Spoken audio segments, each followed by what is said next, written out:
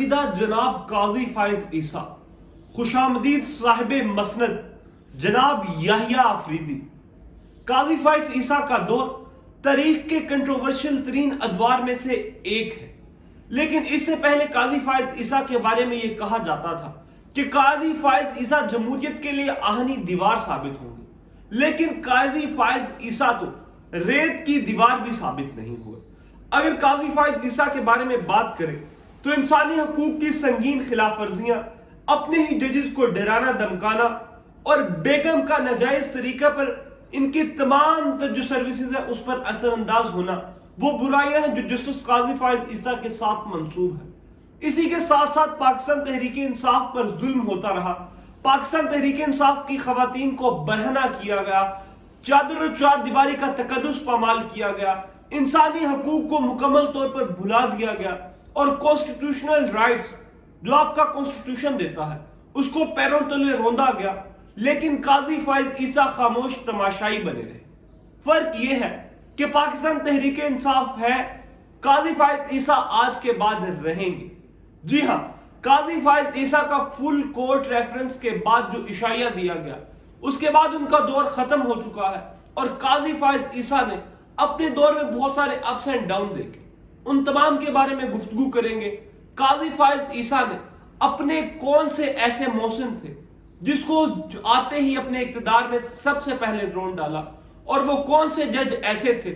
جو بعد میں پچھتائے کہ انہوں نے قاضی فائز عیسیٰ کی حمایت کیوں کی۔ قاضی فائز عیسیٰ کا دور کس طرح کنٹروورشل ترین دور رہا، اور قاضی فائز عیسیٰ 2 سال تک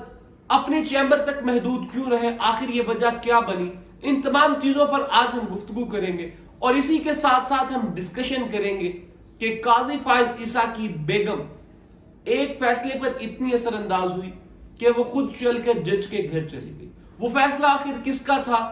آخر ایسا کیوں ہوا، یہ تمام چیزیں جاننے سے پہلے اگر آپ نے ابھی تک ہمارا یوٹیوب چینل سبسکرائب نہیں کیا تو یوٹیوب چینل کو سبسکرائب ضرور کر لیں تاکہ آنے والی لیٹسٹ نیوز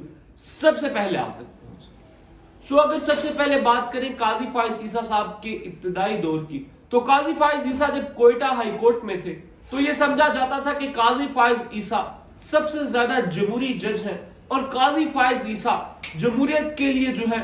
وہ آہنی دیوار ثابت ہوں گے۔ لیکن جیسے جیسے وقت گزرتا گیا، قاضی فائز عیسیٰ جمہوریت کے لیے آہنی دیوار بننے کی بجائے ریت کی دیوار ثابت ہوئے، اور قاضی فائز عیسیٰ نے جب کوئٹہ ہائی کورٹ میں اس چیز کا اعلان کیا اور جو تحقیقات کروائی کہ جو دھرنا تھا پاکستان تحریک انصاف کا 2013 کا وہ کس کی ایما پر دیا گیا، تو یہ چیز بڑی حیران کن تھی، اور اسے ہوا کے تازہ جھونکے کی طرح لیا گیا، اور یہ سمجھا گیا کہ اب شاید قاضی فائز عیسیٰ کے آنے سے پاکستان کی جوڈیشری بہتر ہونے لگے گی۔ اسی کے ساتھ ساتھ اگر مزید گفتگو کریں تو قاضی فائز عیسیٰ کے ساتھ بہت ساری برائیاں سے، لیکن قاضی فائز عیسیٰ نے ڈوبتی لنگڑی لولی جمہوریت کو سہارا دینے کے لیے 2018 کے الیکشن کروائے۔ اسی کے ساتھ ساتھ قاضی فائز عیسیٰ نے وہ پہلے جج تھے جنہوں نے آن کیمرہ سپریم کورٹ کی جو ساری پروسیڈنگز ہیں وہ دکھائے۔ قاضی فائز عیسیٰ مختلف معاملات میں فل کورٹ بینچ کی طرف ہوئے۔ یہ تمام چیزیں ہیں جو قاضی فائز عیسیٰ کی اچھی تھی۔ خود احتسابی کا عمل بھی قاضی فائز عیسیٰ سے شروع ہوا، لیکن پھر قاضی فائز عیسیٰ نے ان تمام چیزوں کو رد کرتے ہوئے ردی کی ٹوکری میں پھینک دیا، اور قاضی فائز عیسیٰ ایک جماعت کے خلاف اپنے فیصلوں میں تعصب کا شکار بنے۔ قاضی فائز عیسیٰ نے ایسا کس لیے کیا؟ کیونکہ قاضی فائز عیسیٰ کے خلاف 2018 میں پاکستان تحریک انصاف نے ایک ریفرنس دائر کیا، اور اس ریفرنس کا متن یہ تھا کہ قاضی فائز عیسیٰ نے اپنی جو مسند ہے اس سے زائد جائیداد ہے جو انہوں نے اپنی بیوی کے نام بنائی۔ ان 2 سالوں میں ججز جو ہیں وہ آتے رہے، قاضی فائز عیسیٰ اپنی چیمبر تک محدود رہے، تمام لوگ اپنی سروسز کرتے تھے، لیکن قاضی فائز عیسیٰ صرف اور صرف اپنے جو چیمبر ہے اس تک محدود رہ گئے تھے، جن کا ان کو شدید رنج تھا۔ اور میرے خیال سے قاضی فائز عیسیٰ نے یہ 2 سال بہت کرب کے ساتھ گزارے، اور قاضی فائز عیسیٰ کی اس کرب کا اندازہ کوئی شخص بھی نہیں لگا سکتا۔ یہی وجہ ہے کہ جیسے جیسے آگے بڑھے قاضی فائز عیسیٰ کا جو کرب تھا وہ مزید بڑھتا گیا، اور بدلے کی آگ نے قاضی فائز عیسیٰ کے اندر تک جو ہے وہ آگ لگا رکھی تھی۔ اس لیے قاضی فائز عیسیٰ نے اقتدار میں آتے ہی پاکستان تحریک انصاف کے خلاف محاذ کھڑا کر دیا، اور پاکستان تحریک انصاف کے خلاف تقریباً تمام فیصلوں میں وہ تھے۔ اگر بات کریں قاضی فائز عیسیٰ کے فیصلوں کی تو قاضی فائز عیسیٰ کے سب سے اہم فیصلوں میں مبارک ثانی کیس، جس میں مذہبی جماعتیں ان کے خلاف ہو گئی اور ان پر ختم نبوت کا جو ہے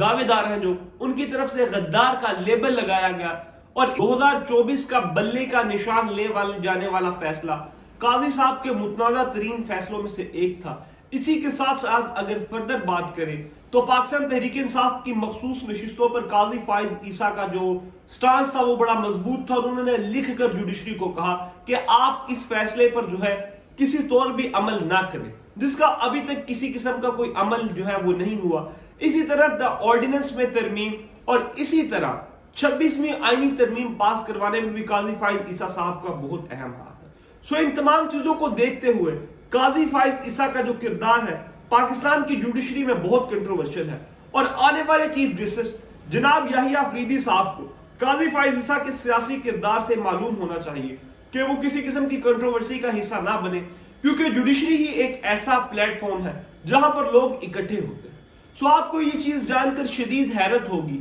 کہ جناب قاضی فائز عیسیٰ کے محسن بابر ستار صاحب،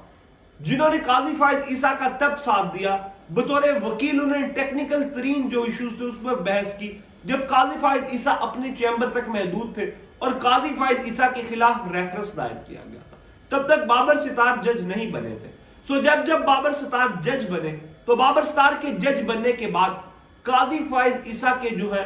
سب سے پہلے ان کو ڈرایا دھمکایا، اور 6 ججز کا جو معاملہ تھا جنہوں نے خط لکھا تھا، ان 6 ججز میں جو کہا جاتا ہے ڈرافٹ خط کا تیار کیا تھا، وہ بابر ستار صاحب نے اس کا ڈرافٹ تیار کیا تھا۔ ان 6 ججز کو ڈرانا دھمکانا، اپنی ہی عدلیہ کی جو آزادی ہے اسے سلب کرنا، انسانی حقوق کی پامالی اور الیکشن کا فیئر نہ ہونا، یہ وہ کچھ داغ ہیں جو قاضی فائز عیسیٰ کے جو ہے کبھی بھی نہیں دھل سکتے۔ میرے خیال سے ججز کو پارٹی نہیں بننا چاہیے، کیونکہ جناب بھٹو صاحب کی پارٹی پاکستان پیپلز پارٹی آج بھی کہیں نہ کہیں موجود ہے، لیکن ضیاء الحق کہیں موجود نہیں ہے۔ اسی کے ساتھ مشرف آج نہیں ہے، لیکن پاکستان مسلم لیگ نواز ہے۔